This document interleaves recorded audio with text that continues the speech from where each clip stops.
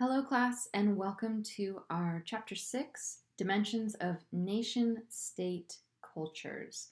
This is one of my favorite chapters, and I think it's one of the most important chapters in understanding how cultures differ. So this is Gert Hofstede, and he is the sociologist and scholar that came up with the 6 dimensions of culture. So these are also known as value dimensions, or things that cultures value. And his research was conducted in 93 different countries, and it was a survey-based study through IBM, and this survey was conducted with more than 100,000 participants. So this is a really big study, and it's a statistically significant study. This study was conducted first in the 60s and 70s. Then there was another survey sent out in 2001, and another survey sent out again in 2010. Hofstede wanted to make sure that his correlations and value dimensions held true over the test of time, and he wanted to see if they changed or shifted at all with the growth of nations and with migration. He also collaborated with other sociologists, pulled from their work, and also pulled from the World Value Survey, which you can find online through a quick Google search. So, how does Hofstede define culture? So, he said that culture is the collective programming of the mind, distinguishing the members of one group or category of people from others. And he said that culture only exists through comparison. So, for example, we are going to explain the differences in nation values, and we only know that our values are different than other nations or other countries by comparing them. So, we value things in the United States like freedom of speech, independence. Whereas if we look at Japan, they might value things like group harmony and collectivism. So Hofstede came up with 6 patterns or 6 dimensions of culture. So ways that we can ask questions about what someone values and how they compare from country to country. So here we go, dimensions of culture. So value differences between groups of nations or regions. It's really important to note that Hofstede's study only studies nations and large groups, so countries. So you really can't look at a subgroup and apply these dimensions of culture to subgroups. So let's say you want to talk about surfing culture. You can't really talk about dimensions of culture according to Hofstede in this small group. But these groups can share some of the same values as larger cultures, but he didn't study smaller subgroups. So the first area he studied is individualism and collectivism.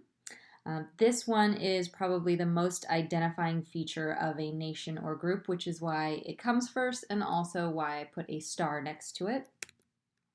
The next is masculinity and femininity. And I will go into each of these for you, so don't worry about that. He studied power distance, uncertainty avoidance, long-term and short-term life orientation.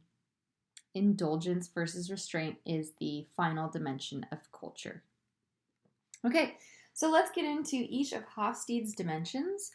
So it's important to note that this is on a 100-point scale. So 0 meaning low and 100 meaning high. 50 is kind of in the middle. There is no better or worse on this scale. Each country ranks low or high, just depending on what they value. So you can actually go to gerthofstede.com and you can look at each individual country of the 93 countries that he studied and look at where they score on this 100-point scale. So for each of the value dimensions, as you see here, this is China's score on each dimension. So I want to point out Individualism here. So from 0 to 100, China only scores 20, which means they are low for individualism. So that also means that they are a collective group. So since they're scoring low in individualism, that means that they do not value individualism. Instead, they value collectivism.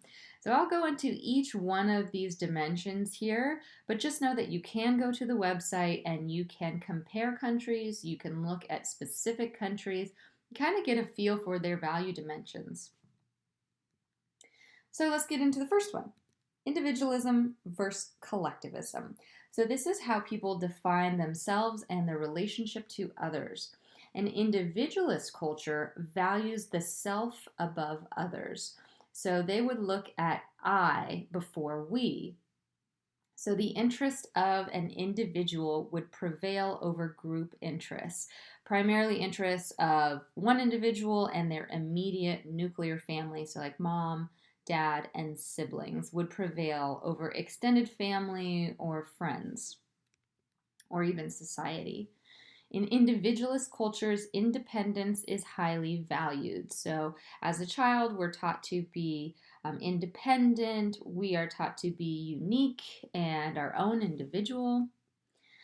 So the self and the immediate family are highly valued in individualist cultures. Examples of individualist cultures would be the United States, Australia, Great Britain, and Canada. Much of Europe is also individualist, but there are some countries who are more collective. A common question in an individualist culture would be, what do you do? So if you just meet somebody, you might ask them, what do you do for work? We often identify with our occupation in individualist cultures. Versus if you go to a collective culture, you might ask, where are you from? Or what is your family name, to get to know more about that person. Some interesting correlations between individualism and collectivism. So in an individualist culture, we see more freedoms. In a collectivist culture, we see less. In individualist cultures, we have higher divorce rates. And in collective cultures, we see lower divorce rates. In individualist cultures, there's a faster pace of life, and the word I is used more often in a sentence. In collective cultures, there's a slower pace of life, and there's more use of the word you and we. And in individualist cultures, there is a strong correlation between individualist groups and wealth or making money. And in collective cultures, there's a strong correlation with equal distribution of wealth or sharing of wealth. Something that I felt was really interesting was the study found in individualist groups, there was more use of the word I, but in English-speaking countries, I was capitalized, whereas in other languages, the I is usually left as a lowercase. So I thought that was super interesting. So we really want to emphasize the I in English-speaking countries. Okay, so this is in contrast to collective groups, which value the group, the tribe, or the entire society. So they look at this from a perspective of we. So group interests always prevail over individual interests, and people are encouraged to do what's best for society, sort of follow the rules, participate in a way that is harmonious. So selflessness and community needs always prevail over your own individual needs. Examples of countries who are collective groups would be China, Japan, Guatemala, Ecuador, Panama, and many Arab countries. One example that I can think of is in China, And around the 1970s, the government came up with a one-child policy. So there was an issue with overpopulation, and so the government started to regulate how many babies were being born. And families were only allotted to have one child, and this was to control overpopulation. Most people who were asked about this said that they were okay with this policy because they felt it served a greater purpose for the country. And I bet you that probably wouldn't go over well in the United States, telling people that they can only have one child, as we are an individualist culture. More recently, in 2017, this was changed in China to a two-child policy. So now in more popular areas and cities, families are allowed to have two children.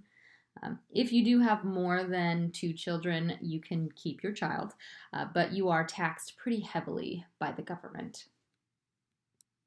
Okay, so the next dimension of culture is masculinity and femininity. So this is how cultures value masculine and feminine traits. So masculine cultures, we see a greater distinction in gender roles. So greater distinction in what men should do and what women should do in these particular roles. There are social systems where typically men hold more power. We're going to see more men in government offices, more men in higher paying positions or CEOs of companies. And in masculine cultures, achievement, heroism, assertiveness, and hard work are valued. And what's interesting is achievement, heroism, assertiveness, hard work is valued in both men and women in the society in masculine cultures. Other values, assertiveness, I mentioned, competition, and material success. So some countries ranking high in masculinity are Japan, Austria, Venezuela, Italy, and you may have guessed the United States ranks high masculinity.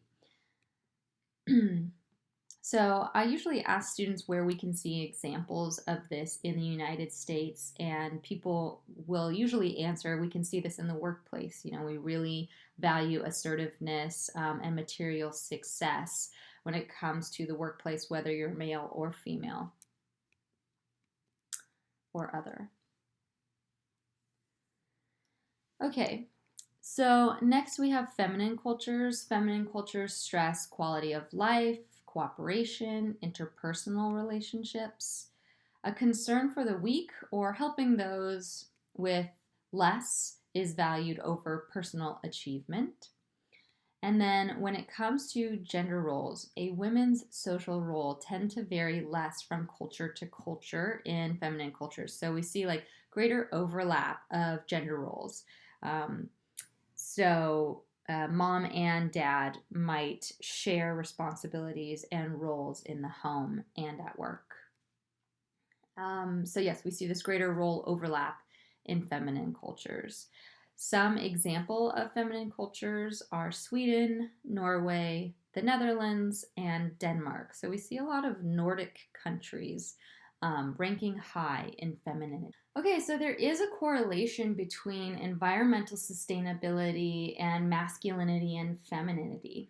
And so what we found was a country that ranks higher in femininity correlates to greater environmental sustainability. So countries that were higher femininity had more recycling programs, for example, and stressed the importance of environmental sustainability. Some examples are Finland, Norway, Uruguay, Sweden, and Iceland, ranking highest in environmental sustainability. The United States ranks 45th, which is pretty low as far as environmental sustainability. So the US might value things like capitalism or production of goods and services over environmental sustainability. And we can see this through our government policies. And this does change from state to state, being that each of our states sort of has its own government regulations. Okay, so some interesting correlations between masculinity and femininity. So in masculine cultures, there were more illiterate people or more people that could not read. And overwhelmingly, the majority of those who could not read were women. We see more poverty. A higher salary is valued over leisure activities. And social media was primarily used for fact gathering and fact sharing. In feminine cultures, we see more literate people, more social programs such as universal health care, more vacation days. So, like, vacation time is kind of valued over that high salary, and there's more of a work home life balance. And social media is used for rapport building and networking and relationship maintenance. All right, so the next dimension of culture is power distance. So this is known as PDI, or Power Distance Index. So what does this mean? Hofstede defines power distance as the extent to which less powerful members of institutions and organizations within a country, so people living and working within a country, expect and accept that power is distributed unequally.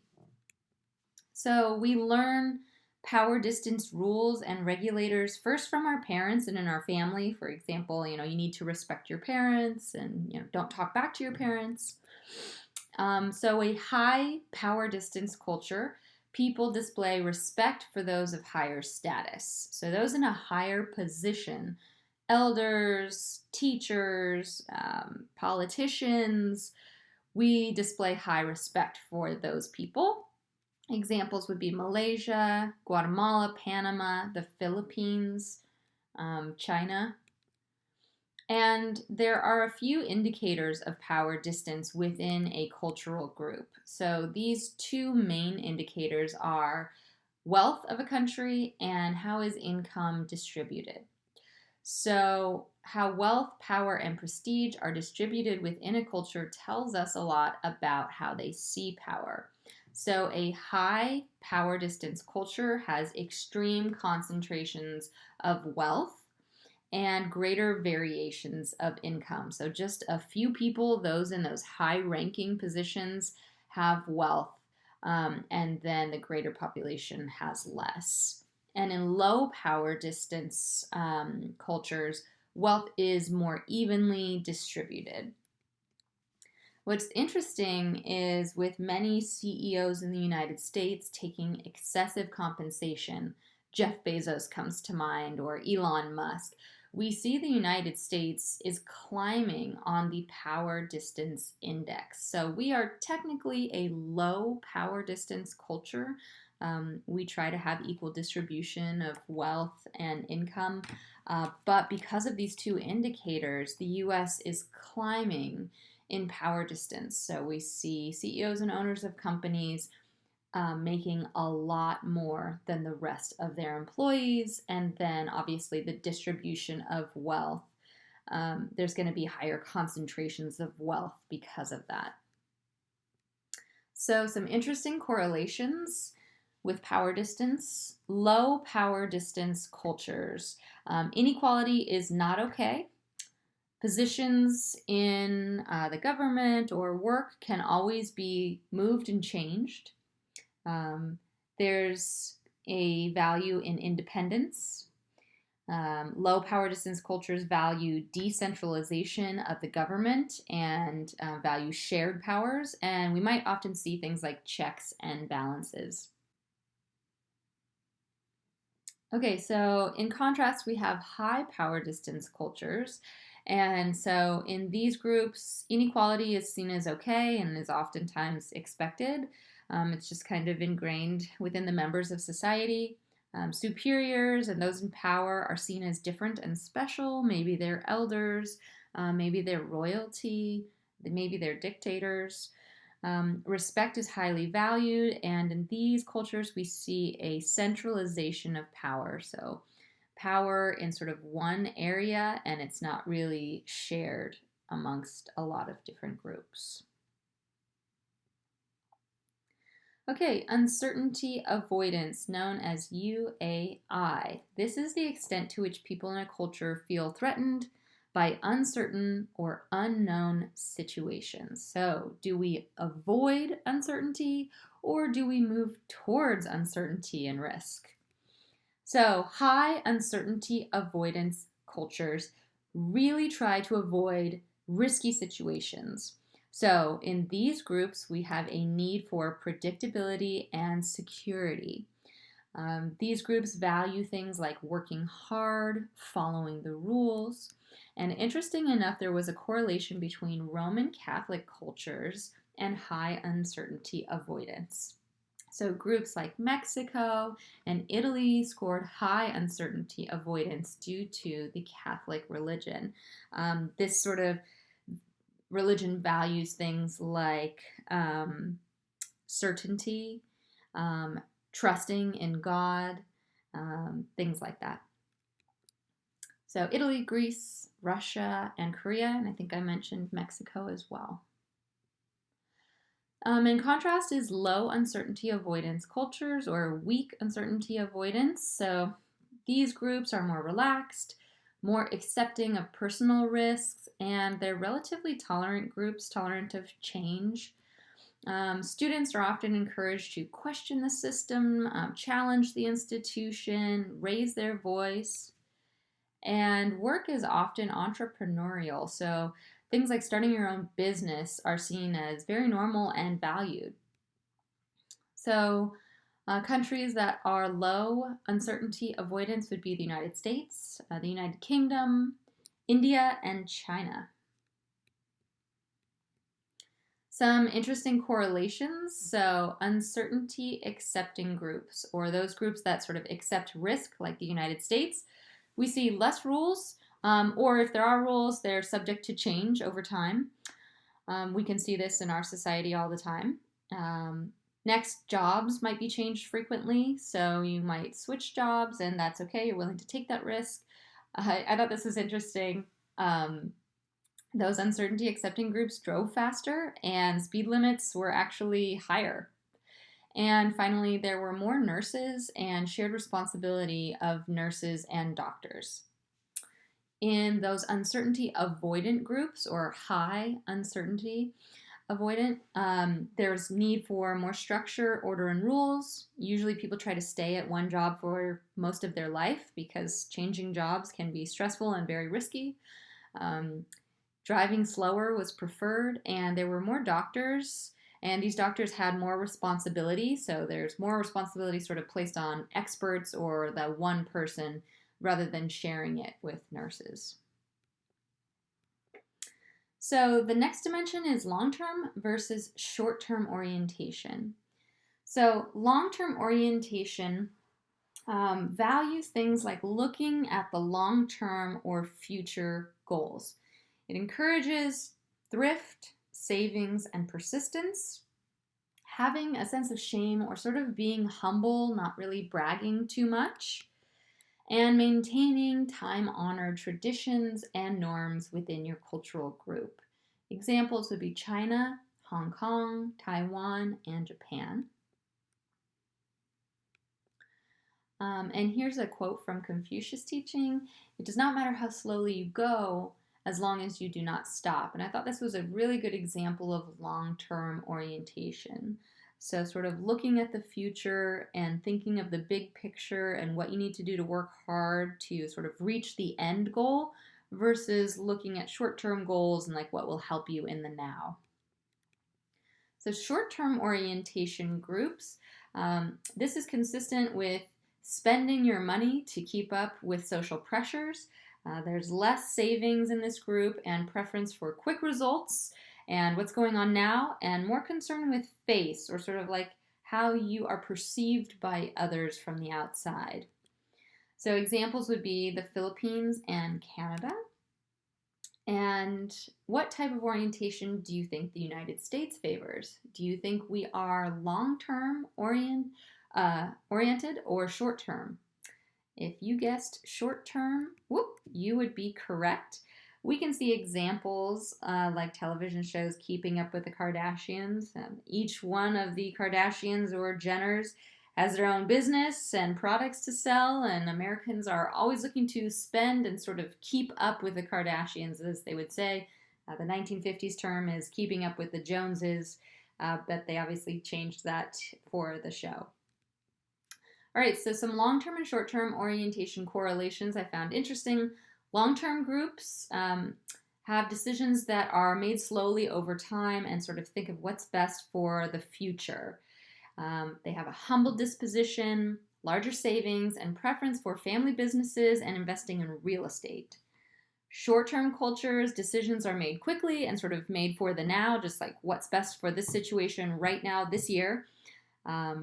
Short-term cultures have pride in individualism, the self, and their country. There's less savings in these groups and more people in debt, and a preference for shared investments, startup companies, and mutual funds.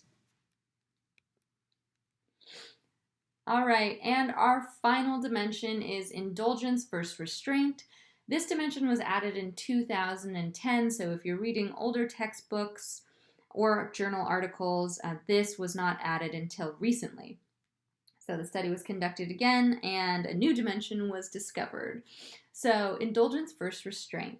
Indulgence, countries that enjoy life, enjoy having fun, spending, and celebrating. So things like countries like the United States, Mexico, and Latin America.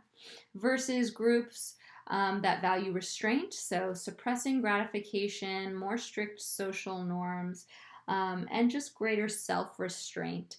We see like stricter moral values in these groups. So some examples would be China, Japan, and Arab states and nations like Saudi Arabia. So some correlations between indulgence and restraint. Indulgent groups are found to be happier. There are higher crime rates, higher birth rates, more obese people, and higher approval of foreign music and films. So more acceptance of different films and music.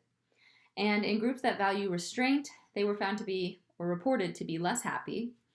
There was less crime, lower birth rates, less obese people, and lower approval of foreign music and films.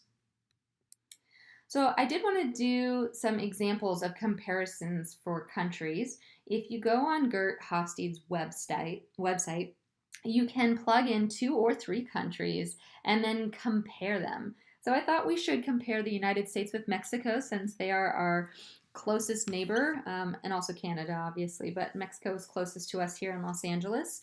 So here are some ways that the U.S. compares with Mexico. So power distance, the United States is in gray and Mexico is in blue. So the US, you see, is pretty low power distance, but we are actually getting higher with that wealth and income distribution. And Mexico is very high power distance. So there's greater concentrations of wealth and income distribution is less, and power is to be accepted and expected. Individualism, if you look, the United States is super high individualism. So we are an individualist nation. We value personal freedoms, and we see ourselves as unique individuals. Mexico is low, so they are a collective group, valuing things like group harmony, family. Masculinity, so both cultures are pretty high masculinity. Uncertainty avoidance, so the United States is more willing to take risks, and Mexico is pretty high uncertainty avoidance, and this is probably due to the Catholic religion in the country. Both are low long-term orientation, so preference for the now and short term, and both countries are pretty high indulgence. All right, and here's how the US compares with China. So US is pretty low power distance, and as we see, high power distance structures in China. This is concurrent with the communist government holding power versus the United States having a democracy. Individualism, the United States, pretty high individualism. China is low, so that means they are a collective group. Both cultures are high masculinity, valuing things like assertiveness, competition, hard work. Uncertainty avoidance, so both are pretty low uncertainty avoidance. The US is kind of in the middle there, so sort of willing to take risks. China, preference for not taking risks. And, oh, excuse me, preference for taking risks. And this is interesting because a lot of people would say they would have guessed they were high uncertainty avoidance. And so I looked into this a little bit, and China is actually low uncertainty avoidance or willing to take risks. And this is because if you take a risk and it does pay off for the larger society or group, it's really valued. So we see a lot of risk taking when it comes to like business endeavors in China. All right, long-term orientation. So the US is low, preference for the now. China is high, long-term orientation, so preference for planning for the future and thrift and savings. And the United States is high, indulgence, where China is low, indulgence, or they value restraint. Okay, so there's so much information on this particular subject. Just for fun, I have posted some YouTube videos. There is one video for each dimension. It's on our Canvas page. Each video is 10 minutes. I watched them in double time so I could get all the information as fast as I could. So feel free to check out these videos here. They interview Gert Hofstede himself, and he gives you information on each of these dimensions. And if you'd like to compare some countries, you can go to gerthofstede.com, and you can actually look at all the models that he's put up there. You can compare different countries, or let's say you're traveling or meeting somebody from a different country. It might be good to take a look at this website and look at what the value dimensions are for that particular group. All right, so if you have any questions, as always, feel free to email me with your questions.